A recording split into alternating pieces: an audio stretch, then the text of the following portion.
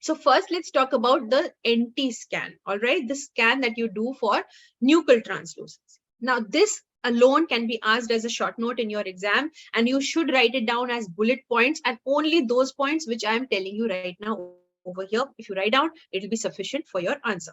So NT is actually nuchal translucency, is a measurement of the fluid in the neck region of the first trimester ultrasound, described by Nicolaides and co-workers before, and is a marker, a pretty sensitive marker for chromosomal abnormalities.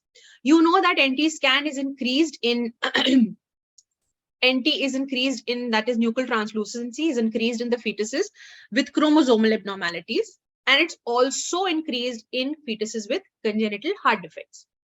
Okay, some genetic syndromes and other structural abnormalities like exomphilos and CDH also it is increased, but mostly it is seen in chromosomal abnormalities, and that is what we are looking forward to.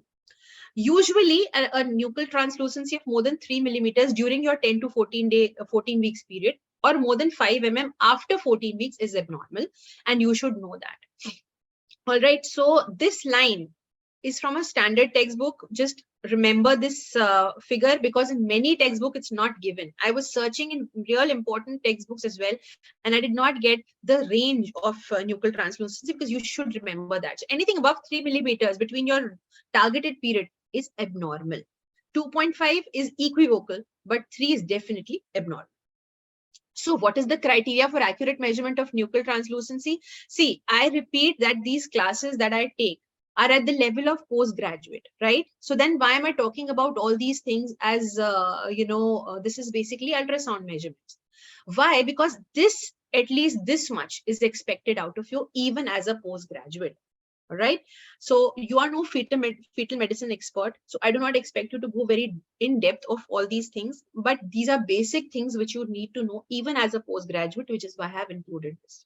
So like I said, if a short note comes on nuchal translucency alone, since this topic is already included in your standard textbooks, I expect you to know this. I expect you to write down at least this much. What is the criteria? Sometimes a short note can be even asked on criteria for measurement of nuchal translucency. So very specific points are there, that the crown lumps usually measured at a crown lump length of 45 to 85 millimeters. You take a mid-sagittal view of head and upper thorax, which occupies the entire screen. It's not that you should see, oh, fine, the whole abdomen can be seen, or mother's abdomen, the gestational sac, the entire fetus is seen. No.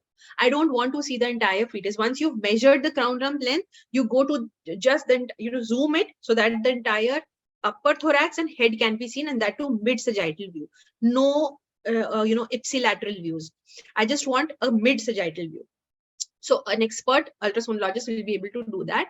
At the same time, the head of the fetus should be in a neutral position. It should not be too flexed. It should not be too extended. Reason, you try to extend your neck. So you see the nape of the neck. This is where you measure. At this point in place, you are measuring the nuchal translucency. This is the nape of the neck at which you're measuring. So if you extend your neck, this automatically becomes more. Okay. So the measurement comes out to be falsely more. And when you flex it, it extends this neck, it thins out, and it falsely comes out to be less. So the fetal skin should be differentiated from the amnion. Right where the fetus is resting, just below that is the amnion.